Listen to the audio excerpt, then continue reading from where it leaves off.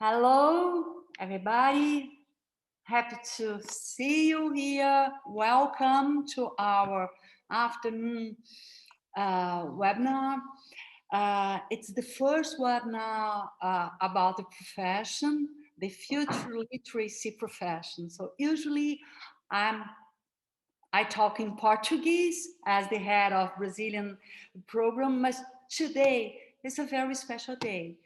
We are opening this webinar to all the upper graders, students, no matter their choice of being here in Brazil, of moving abroad to their graduation. So I'd like to invite Catalina, the Director of Student Wellbeing, to say a couple of words about this program. Please, Kat. Thank you, Christine. And thank you on behalf of the Dean's Program for always kind of partnering with us and finding new and exciting ways to reach our students. Today is one of those examples. So as Ms. Conforti mentioned, today we're talking a little bit about futures literacy, and it really is that sort of coming together of what I studied with all of the opportunities that life presents you with and how you apply what you've learned to eventually what you will do and who you will become as an adult. And I think both of the speakers today can really speak to that idea of what you study is not necessarily who you will become, because today's world is about finding ways to connect across different disciplines. That's why for the junior class, we have the Futures Literacy program, right? It's about really making sure that we understand that the world today is interconnected. And in order to be successful, you need to be able to find those ways of making those links that work for you, that really speak to the things that you're excited about, because it is in being able to make connections that we move forward. And I don't want to take up any more time because I'm excited to hear from our speakers. So, Chris, if you want to introduce our speakers, please do. Yes, thank you, Kata. Okay, we are very pleased to have here Alessandro and Carolina, Alessandro Germano and Carolina Hanud. So, Alessandro has more than 15 years of experience in innovation, new business development, management of partnerships and startups. And he currently leads the development area of Google's main business in Latin America. So, Alessandro is an engineer from Escola Politécnica da USP. And he has also a master's degree in administration from FGV São Paulo.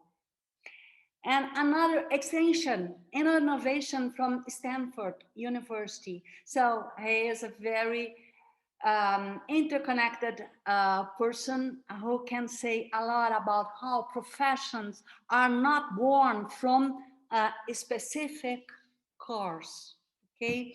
And Carolina, the second presenter, is currently a professor at Fundação Getúlio Vargas Law.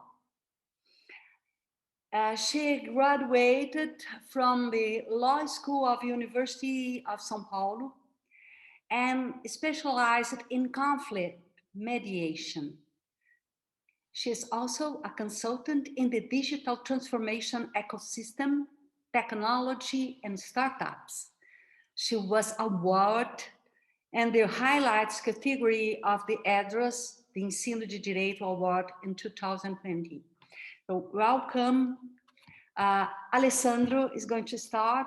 Alessandro is going to talk for 15 minutes about his experience, his life, his profession, and after that, Carolina, more 15 minutes, and then you can ask your questions, you can have your conversation, you can ask in Portuguese if you prefer, and after that you can raise your hands or ask Sabrina, who is here supporting this connection, this conversation between students and presenters.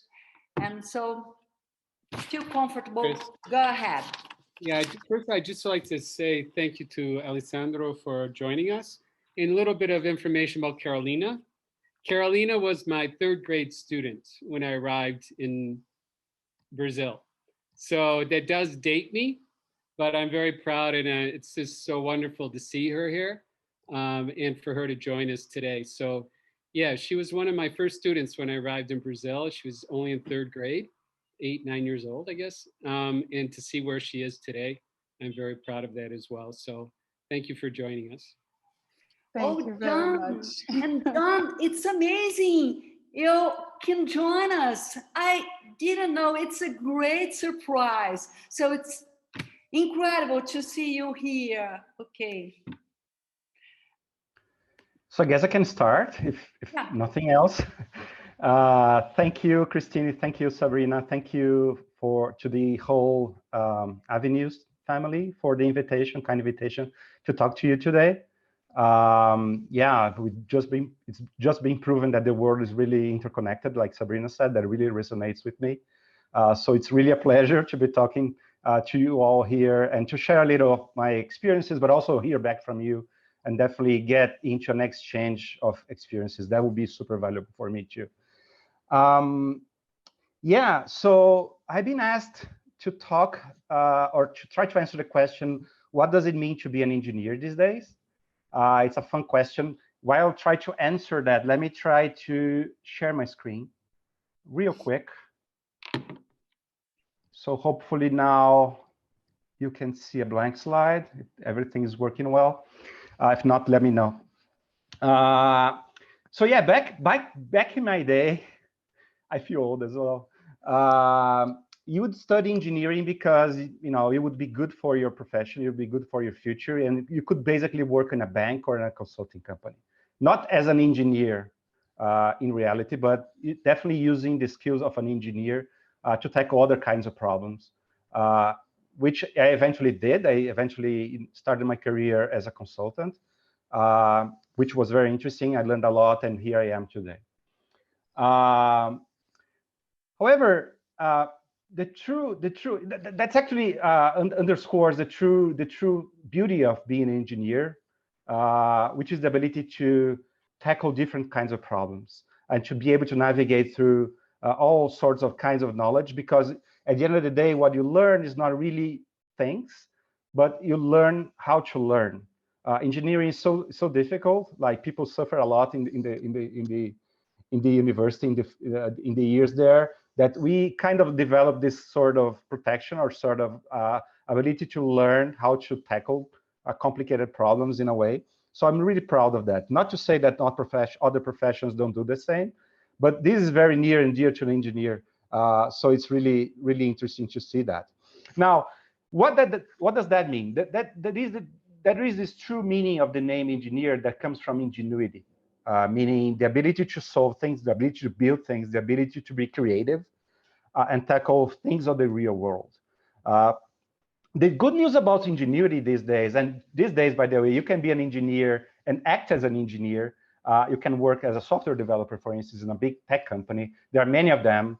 You can work in a startup. So I envy all of you who are going to be pursuing the engineering career. Because you have an opportunity to act more like an engineer, which was kind of more difficult back in my day. But the good news also is that the world is getting more and more full of complex problems. It's good news and bad news, of course. But it's good news for people who are eager to try and help to solve those problems, because this kind of thinking is more and more needed these days. As you know, we are in the middle of a pandemic. We are going through a lot of challenges in terms of sustainability. We have political challenges across the globe. We have other kinds of interconnected problems that are requiring more and more thinking from us. And that's why we start with education. So if you can see this, I have this little quote here. It's a famous quote by a very famous person as well, that says that education's purpose is to replace an empty mind with a something one. Can anyone guess what that missing word might be? You can open your mic and say anything. Doesn't need to be right. Anyone? No? It's a silent crowd. Okay, I'll give you. Sorry, working maybe. We have the chat one. What's the word? Working. Worthy one. That's a good one. It's a very fair one. I'd love to see that too. Actually, this phrase is from Malcolm Forbes, who was a successful entrepreneur. He founded the namesake magazine, Forbes, in the US. But his phrase was, education's purpose is to replace an empty mind with an open one. So more than worthy, actually, more than a crowded one. A crowded one wouldn't be good, but an open one is really valuable. An open one is the one that is going to allow you to remain curious, remain learning as you go. And this is more and more important in a world like ours today. You know, you need to continue to learn. It's a falsehood to think that you're going to have all the information from a book, even though books are important, I love them, or even from a teacher, even though teachers are important, I love them too. It's false to think that that's enough. That is not enough. That is even less enough these days. We live in a world of very complex problems, like I said, and also a big other problem that we have is that this world is also full of what I would call false certainties. People who think they are right, people who think they have the entire answer, and they don't realize the complexity of the things that they're tackling. They don't realize they might be wrong, and they don't give the opportunity to the thought that they might be wrong. And that's really, really, really detrimental to anyone's growth. You always have to allow some space for you to question yourself and for you to have some kind of doubt about what you're doing. You know, in Germany, there is this like very, very common phrase that is painted here on this wall. My German is terrible. It kind of reads as in Zweifel für den Zweifel. It means in English, in doubt, for the doubts, or for the doubt. When you are in doubt, it's actually a good thing. And you should, at least for a while, embrace the doubt and take the doubt as an opportunity for you to learn something that you didn't know and question your own certainties. Of course, too much doubt is bad because you don't act, you don't move, you don't execute. That would be terrible. But too much certainty is also very bad because you don't change your mind. You even in front of the most blunt sort of proves that you might be wrong, you won't change. That is very, very bad. And for an engineer, that is mortal. A true engineer would have an openness to allow for doubts to creep in to some extent and change their mind. This guy Jalal Rumi, who used to be a Persian a poet and doctor and so many other things, said, "Sell your cleverness and buy bewilderment." This is really, really important for the modern engineer as well. You know, you can be clever, you can be good at math, you can be good in analysis, and that's all great. That's all perfect. That's all very useful. But that's not enough again. If you're too clever and never gets bewildered or impacted by the beauty of the world or the problems that are happening in the world, it is a big problem. So the true engineer ideally would be able to allow for some bewilderment in their behavior. That will be also very important. Now, another aspect that I would consider to be very important for an engineer is courage. Courage is important because without courage, we cannot change the world. And actually, if you go back to Thucydides, the Greek historian, he would say that the secret to happiness, something everyone asks, is freedom. And the secret to get freedom is to have courage. Courage is so important to everyone's lives. It's so important to the ability that we all have. And we all have the tools for that to change the world we live in. I would also add a word of caution here, not to focus your courage on just changing your life, and that's okay, changing your life. The students here, I'm sure, I've been there, I've seen that, are all very eager to build their career, to start a career, to make money, to maybe start a family as well. And that's all kind of like creeping in these days on your minds. And that's all normal. And again, it's okay. But at some point in your career, and that calling could happen, earlier or later in your career, you might be facing the big question that I'm facing at this moment, right now at least. What is required for us to change the conditions of the society we live in? And when I think about that, I think about Brazil, of course. Brazil is our country, is where we live in. And again, it's okay to go somewhere else and build a career somewhere else and do that. It's totally okay. But at some point, it always gets to me that doing something for Brazil, which is the country that gave me at least a lot and everything, by the way, should be something that I should think about. And why Brazil? Not only because it's our home, it's our country, but it's actually because Brazil has deep problems that, again, need some sort of solving. That would be a perfect scenario for an engineer to think about them. What are these problems? I will start with the most basic one, at least in my opinion, which is inequality. So unfortunately, Brazil is a world champion in inequality, meaning the difference between the richest people and the poorest people. And to me, this is of supreme importance because it kind of creates all of the other problems that we face on a daily basis. It kind of creates the problems in education, the problems in political representativity, the problems in violence, the problems in sense of insecurity that we have in our country. And by the way, you can see here, it's a problem across Latin America as well. It's not only ours, but in Brazil, it's pretty pronounced. How do we solve this? It's a centuries-old problem. I mean, I'm not asking, come on, I'm not asking you to solve this overnight. I know it's not going to be like that, but at least we all, in my view, at least we all should be thinking together in unison about how to try to reduce this gap a little. So that is the first problem that, I would encourage everyone to think about when dealing with Brazil and the business we might be building in the future. The other one is entrepreneurship.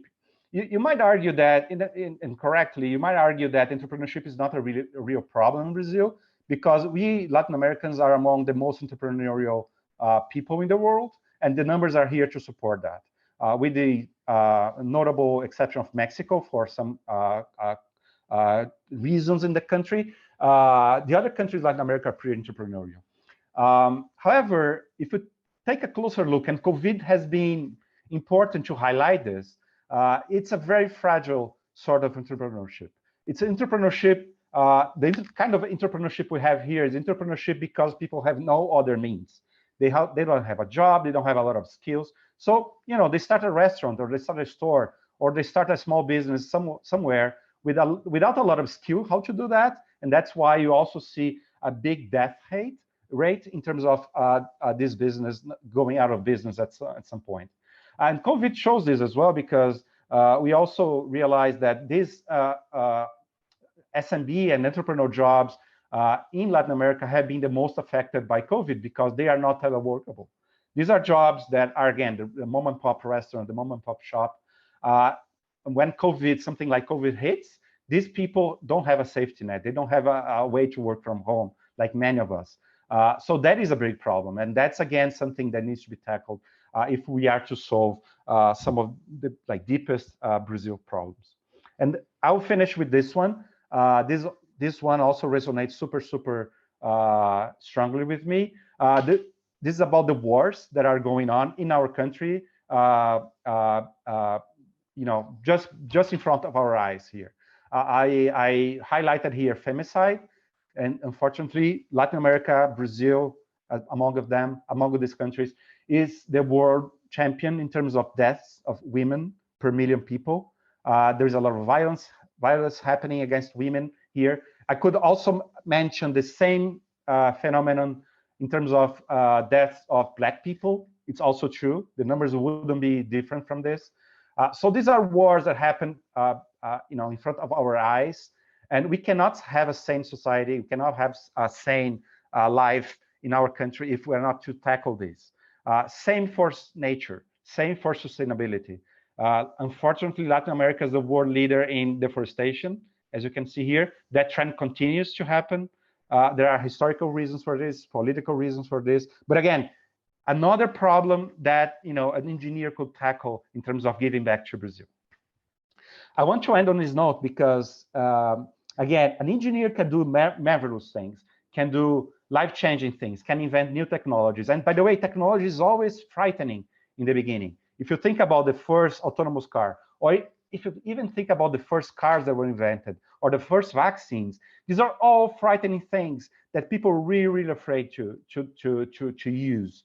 And engineers need to have this sense that technology is great, but if you are not able to tackle the human element of it, if you're not able to make this technology meaningful and understandable by people, and if you're not able, able to make technology solve real life problems to people, for people that are suffering a lot, it's not enough. You as an engineer will only go so far.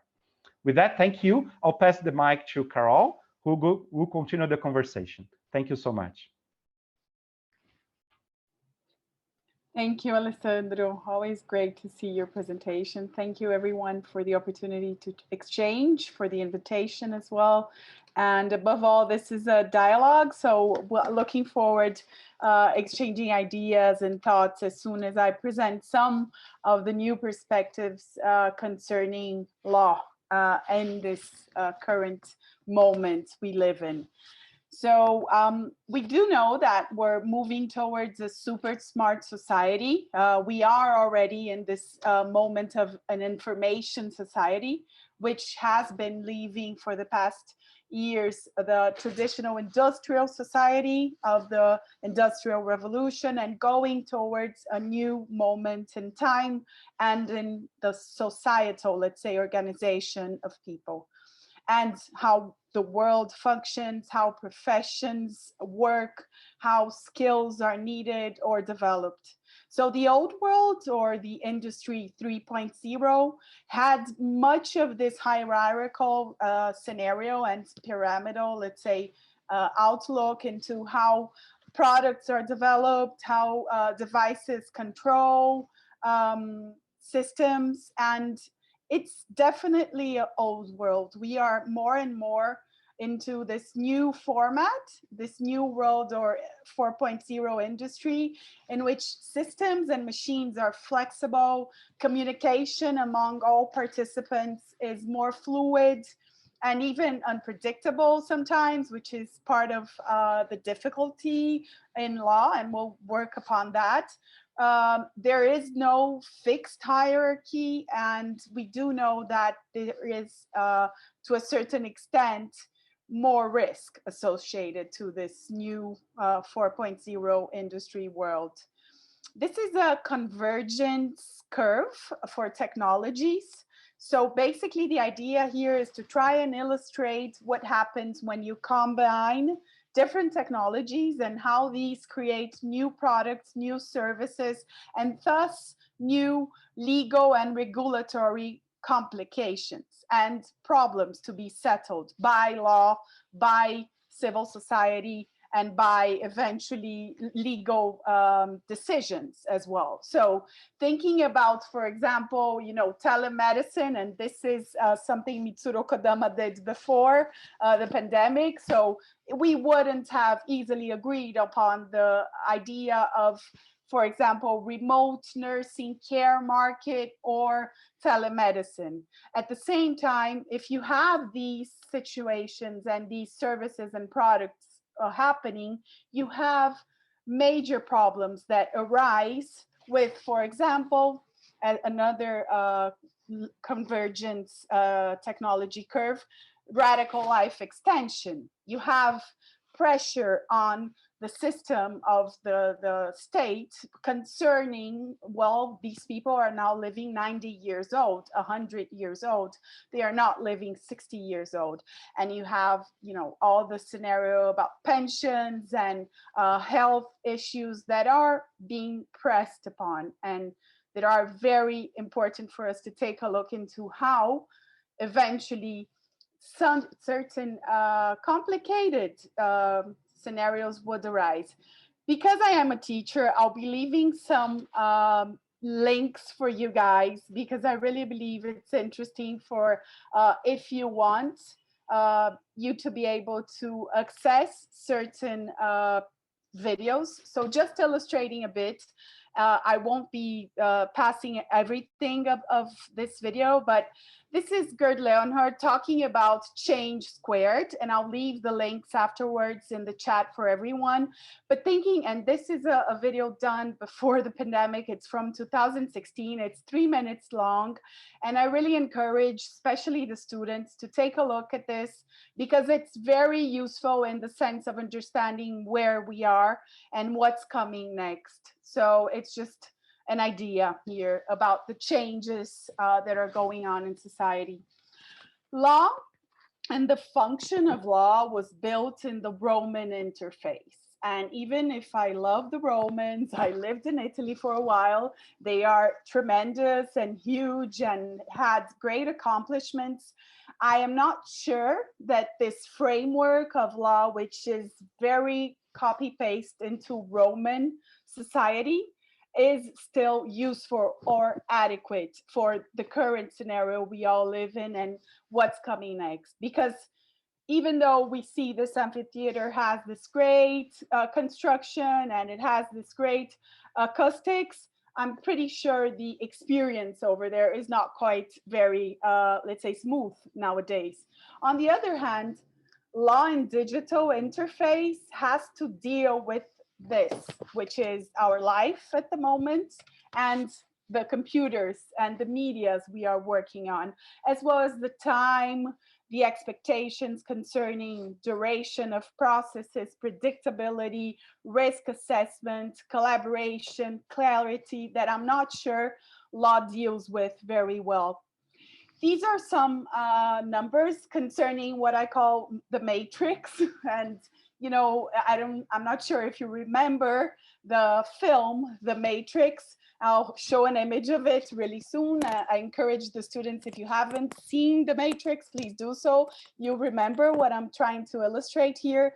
But you have a scenario in which Brazil is a very heavy user of internet with a good number of users, and this is actually old, so I'm pretty sure Alessandro has great new numbers from reliable sources of active users in Brazil at the moment, and the let's say per capita usage of internet is very high.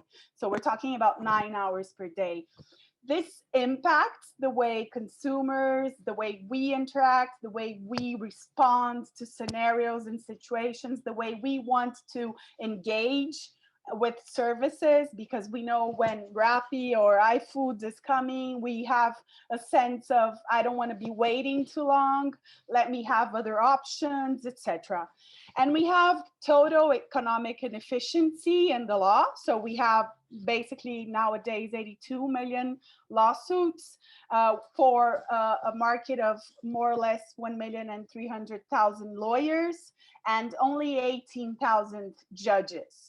So you have this complete different society trying to converge into one reality. And I really think it's the matrix, because it's not going to be able to be balanced and harmonical. It's not balanced and harmonical. And with the converging of technologies and with the drastic changes we're living, this is going to be even worse. And one of the possible scenarios I would like to illustrate to you all, and that I'm not sure if you know, is that the civil codes we have through all of our societies are rooted actually in the Corpus Juris Civilis, which is Roman laws. So a compilation of Roman laws and of praetorian decisions, so legal decisions from the Romans, was actually coded in this Corpus Juris Civilis, which with the Renaissance became studied, and it's a copy-paste into the civil code of the French from 1804, which is basically what roots our civil codes. So we're talking about a society, a time, a space, a way of interacting, of exchanging goods, and especially a scenario in terms of risk, in terms of, you know, technologies that is completely different from what we have. So we're dealing with a legal framework that is dated to the Romans, and that's a big problem. This is an illustration of legal systems of the world. I'll leave you with the links afterwards because the image doesn't get so good, but just so you take a look, the turquoise here is actually the let's say, Roman Germanic systems, which are really rooted in civil codes and Roman corpus juris civilis. But the common law scenarios, which are the red ones, are also rooted in corpus juris civilis. So basically, we have a lot of the world functioning in a different time and space, and at least in the sense of how do we code problems and relationships, because law can be, to a certain extent, a social code. I think I'd like to leave two references concerning this new moment we live in. So Zygmunt Bauman, if any of you would like to read interesting philosophical questioning about where we are and where we are moving towards, talks about the concept of liquid modernity. So this idea that everything is changing, not everything is static and absolutely defined in categories and unable to like move, transform. And this world over here was much more static and much more predictable and much more, let's say, codable than the world we're moving towards. On the other hand, if we think about law as an instrument to prevent risks, it's absolutely unable to do so, because we live in a society nowadays and moving forward every single day with unfortunate decisions we are also making in terms of sustainability and politics, as Alessandro pointed out. We are in an absolute risk society. So it's a liquid and a risky society, and it won't stop being. And the legal framework pretends risks can be eliminated and that conditions are static. So, you know, the matrix just keeps on going, and we have to deal with accommodating risks in a more wise manner and a more transparent manner, working with contracts and civil regulations and regulatory regulations that accommodate risks and make it easier for people to renegotiate terms or eventually to make maneuvers if adverse conditions appear. So just illustrating as well, I'll leave all the links. Librio, for example, is a legal tech that condenses all the regulations of the world. So if you think that being a lawyer is knowing the law, I'm sorry, it's not knowing the law, because Librio does it much better. And I do not believe that having the choice towards a career in which you limit yourself to knowing the law will help you out. I'll also leave the link because Claudia Costin is going to talk with you all. This specific question she's asking Yuval Noah Harari during an interview at Roda Viva is very important towards building professional life and understanding what skills and abilities people would need. So what he does talk about very much is that you shouldn't focus on one particular skill, be it coding, be it eventually learning Mandarin, for example. You should teach people to have mental flexibility. You should teach people to keep learning, keep changing, and keep reinventing themselves, because you don't know how the job market will be in 30 years. So really think it's interesting to take a look at this link I leave you soon. Top 10 skills for World Economic Forum have to do basically with negotiation, complex problem solving a lot, which is something Alessandro pointed out very much, being able to use creativity.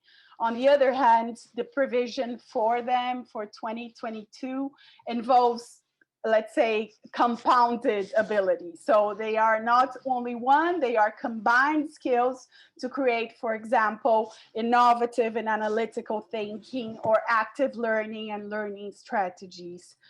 Moving forward, when you choose your profession or you choose your university, I think these are like points you should look into if I'm trying to build skills for the future or not. So the pattern of learning or having a professional that is a T-shaped professional is not only applicable for law, but alternatively, Legal is a consultancy, a North American consultancy that, for example, illustrates here what would be the new way of being a lawyer, which is a T-shaped lawyer that only has this legal knowledge and skills as the base of his career, but adds different knowledge and that are non-traditional skills to his approach, be it project management, change leadership. So I think that's very interesting because the backstage or the past scenario of, focus, be very specialized and very niche is not the reality and shouldn't be what you intend to build. So just talking a bit about myself, I had the chance of working a bit with Alessandro temporarily in 2018. After many years actually working as a lawyer. And it was my first non-lawyer position working with business development and strategic partnerships. When I left this temporary contract, I was very impressed with the matrix. I always had the idea of the matrix, but I was like, well, there should be a way forward to try and harmonize and balance this friction that just keeps building upon and let's say make the experience of users in law better, because it's lousy. It's a terrible experience for you as a user to use the law. And ever since then, I've been teaching and doing some gatherings and dialogues, trying to promote innovation in the legal sector. Training, be it legal departments or law firms, and actually trying to build an impact. So I would leave you with my 2 cents, because at the end of the line, I think this is the forum for that. I wouldn't call them regrets, because it's things that I made the best decision I could at the time, but things that I would eventually do different if I had other types of information, or if I had the clarity I have now. So math and data matter a lot in this new society. Enroll in Kumon and embrace numbers if this is not something that comes easily for you, which for me never came. And I didn't actively set myself to, fill in this gap. So now I'm studying data science and analytics in an MBA, but it's very difficult for me. So focus on that. This is very important for the future, even if you're going to be a lawyer, even if you're going to work with sociology, math and data do matter. Gender equality and sorority are extremely important. I'm talking here being a woman, so freedom of choice and freedom from judgment concerning social rules and expectations for women are things that, as a woman, if you are a woman, you should always question yourself if this is a decision I'm making based on what other people expect from me, or if this is something I really want. And the idea that, women together collaborating can make an impact. I'll leave some studies and references for you all. And working, studying, or volunteering in a foreign country for at least 1 year is extremely valuable. I only did some small courses, like 2 months or 5 months abroad. I never lived a full year. So this is something I would definitely have done different. And what I would recommend from my experience, diversity matters. So try to have different forums to go to, try to have different types of friends, try to go to different places, try to taste things and life in a very diverse manner, because that's what's going to create images for you and enhance your creativity so that you can put these images in the scenario of solving complex problems if you need to. And it does create innovation. Focus in relationships and in building life fuel. Relationships are extremely valuable, especially for, you know, long-lasting and sustainable professional and personal life. I do think you should focus on them and value and cherish them.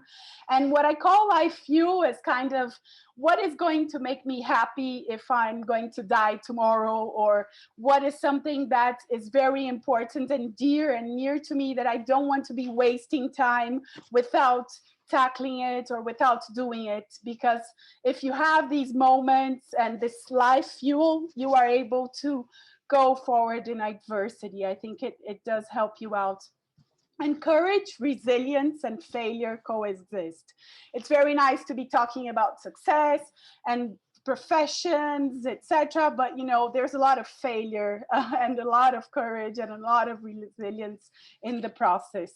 And there's like some very powerful, be it research or also interesting articles that talk about why eventually Silicon Valley is Silicon Valley, because failure is celebrated.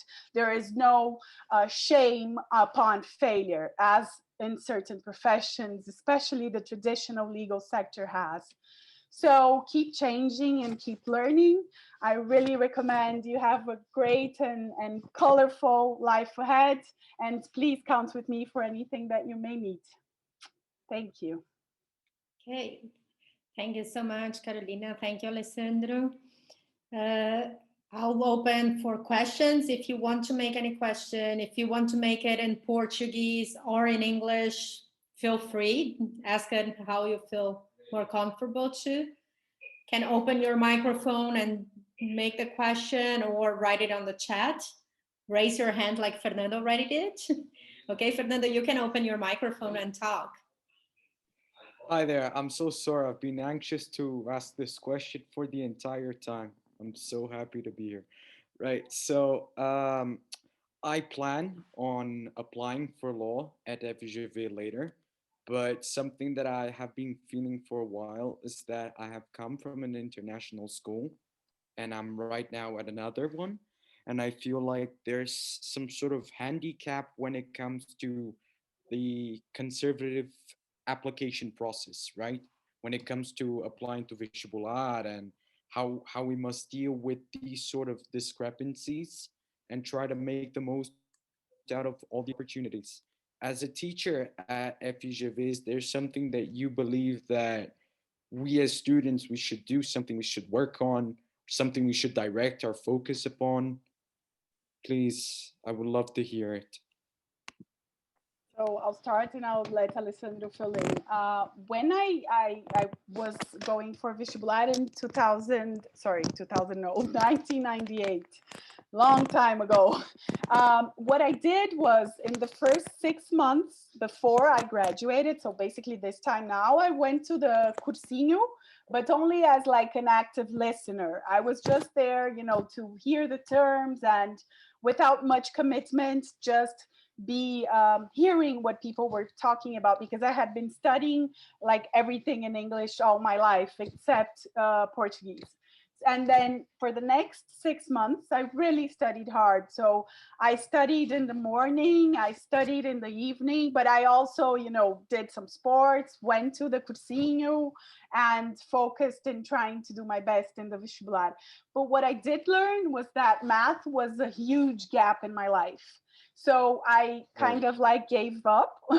So math in FUVEST, I just like put all the answers the same.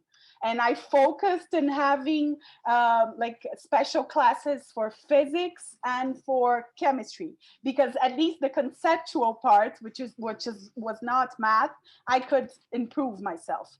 Because in certain scenarios, you have to go for the best you have and stop like whipping yourself because you're so terrible in math, as I was doing initially. So I just made the choice of focusing and improving my best possibilities.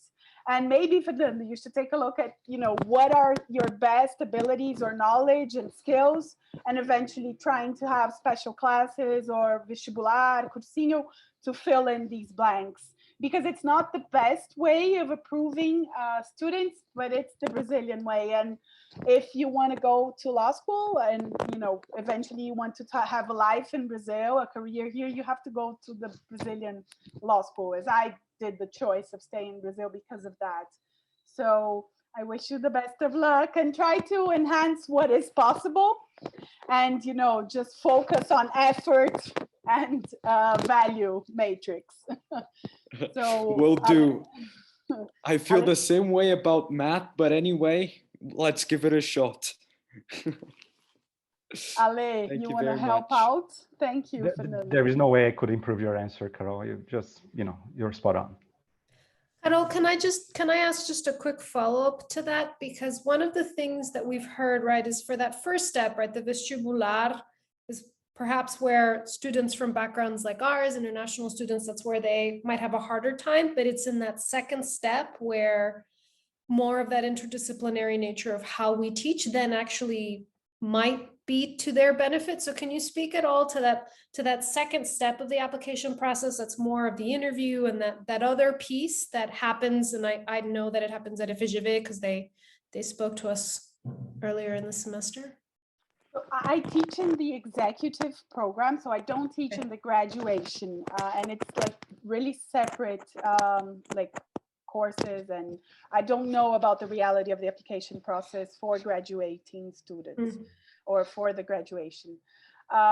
So I would risk saying that, preparing yourself for constructive storytelling is very important. And storytelling is Aristoteles, if you don't know. So, it's not something startups invented recently, but Aristoteles taught that many, many centuries ago. So you can take a look easily online on how to understand what your story is, how eventually you can try to sell your story in an appealing and cohesive manner. I think discovering your abilities, discovering your passions, discovering what you bring to the table and what the university wants at that certain moment, what the courses are, can be a way forward. I don't know if I helped, Catalina, because I'm not really up to the state of the art of vestibular at the moment. Thank you. Can I ask a question, please? Please. Yeah, it's Rodrigo. Yeah. Thank you both for the presentations. Well, I'll try to ask in English. If I feel it's a little bit difficult, I'll change to Portuguese. Okay. It's both to Alessandro and Carolina. Engineers have some difficulty to understand law because they have a very pragmatic and exact way of thinking. And sometimes they don't understand, if the law says yes or no, how can the judge say something different? And I'm a lawyer who live in this environment, know that it's very difficult to deal with engineers sometimes to explain them what's gonna happen in a lawsuit because of different way of see the world. But even for lawyers, the situation is changing very fast, according to Carolina, because some time ago, you have it was possible to have an idea about what would happen in the lawsuit because the law and the judge has to judge that his decision has to be according to the law. Now we are living in a different world where the judge doesn't use only the law, but he judges according to his own principles. So it's even more difficult to deal with this. And I don't know what's more risky or if it's good or bad to judge according an old code, old law that it's not suitable to society anymore, or to judge according to his own mind because it comes from his own principles, his life experience. How Alessandro see this and how Carolina see this, and if good or bad, or how can the new generations deal with this? We Ale, can. please start. Please start. I can have a shot here. Thank you, Rodrigo, for the question. Yeah, engineers can be very obnoxious about things. I would say, the way you study engineering, it can be very seductive to think that, you've got all the keys to the universe, you got all the formulas, and with that you can solve any problem. And you are sometimes charmed into that kind of thinking, and that's dangerous, because sooner rather than later you're going to be taken into the, hit a wall of realities, and you're going to see situations like this with a lawyer, with a judge, with a doctor, with your, wife, or with life in general, with politicians definitely as well. That's why, I mentioned complexity, the ability to do that, with something that engineers need more training on. I also think that, building that social tissue and building that ability to understand what's going on. I mean, I wouldn't say it's bad or good. I'd say it's a reality. And by the way, it's been like that since Aristotle, like Carolina said. I mean, it's not new. The personal relations, the social tissue, I mean, it's not new. We should be open to that, and we should wake up to that, actually. I know it can create some sort of lack of comfort, discomfort, in terms of, hey, I don't know the outcome. But again, I think there is this change. I think Carol alluded to that. I also teach innovation and so on. But the one thing I really talk about, and I really talk about that, is there is this utilitarian view of the world. You're going to reduce everything to predictions and accountability and calculations and things. That's very limited. Now we need to embrace also a more playful, that's the word I use, playful view of the world, which also embraces, hey, let's account not only for the predictability, but also for possibilities. Let's see what happens. Let's learn. Let's create a connection. Let's see what happens. The engineers need that. Lawyers need that. Doctors need that. Carol. Yeah, so I would add just that it's very usual, and it has been that way, that first society changes and then the law changes. So just illustrating, Brazil doesn't have any law that equiparates, like makes it equivalent for people of the same sex to be in a marriage or in a civil union. This was a Praetorian construction, so a judicial construction, and certain regulatory agencies also pronounced themselves, legitimating that people of the same sex are very well equipped to have the same rights as a normal, let's say, heterosexual marriage. Terrible choice of words here. So the idea is that we do know that the law changes after, and maybe it won't even change. So in any different jurisdiction, the judges have first done decisions to eventually interpret the law in the rise of different social landscape or social constructions.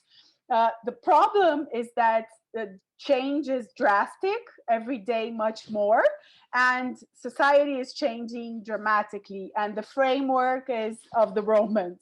So that's why I called it the Matrix, and we have to try and reduce this, let's say, not very harmonical way of dealing with the law. I think so. Thank you very much. Thank you. So first, I wanted to thank both Alessandro and Carolina for being here. I'm someone that have still a lot of questions on the area of formation, but this served a lot for me. I could see both perspectives from law and engineering. And my question is actually for Alessandro, because if I understood well, you both have formations in engineering and administration, right? And I wanted to know if which formation do you think opens more doors to you? As you said, engineering is something that you can really adapt and work in different areas, but I was wondering which one you say opens more doors. Yeah, sure, Pedro. Thanks for the question. Definitely, engineering is very versatile. Opens many doors, but I think the right answer to this question is it depends a lot on you and your openness to learn and openness to see diverse, to take into consideration diverse perspectives. I've seen people who were colleagues of mine that didn't have this stance, and they became very traditional engineers, and they're successful and they're happy probably with that. But it just shows that it's not really dependent on the school or the course. It might be dependent on the teacher you have, because teachers are really important. They have a big role in instilling confidence and showing perspectives and things. But at the end of the day, it depends a lot on you. So if you're curious about this question, it's already a good sign. I'm sure you can choose either engineering or business or poetry or music or whatever you want, and you're going to be open to things, to the interconnectedness of things. That's my honest answer to you. Thank you. Hi, sorry, I think I'm gonna be bothering you again. I just forgot to make one last question. It's actually either for both, but considering FGV law as a course, because it's a bit different than law at São Francisco, Largo de São Francisco, and a bit different to others like PUC, what would you say is like the main conceptual difference of the law course taught at FGV to the other ones available right now? So I can speak a bit in the sense of what GV was born to try to do and how we as teachers are, asked to teach. So we work with active learning strategies, with, blended learning. We work with case studies and with project-based learning a lot, which is not the traditional way of teaching law, which is just, the teacher goes there and talks and reads the law. At least a lot of the teachers at my time in São Francisco did that. What I would say to you, though, being a São Francisco person, is, I love my university. I had great teachers. There's tradition, there's networking, there's, a great place to be in, and people that you will be connected to for the rest of your life. So any place you manage to go into, I think it will be great as long as you make the most of the opportunity. So try and build, an approach to law that is modern, even if your teachers are not so modern. And I'll just illustrate to you, the University of São Paulo and the law school now have a legal design lab. I'm the mentor for them during this year. And they were two girls that were frustrated with the matrix last year.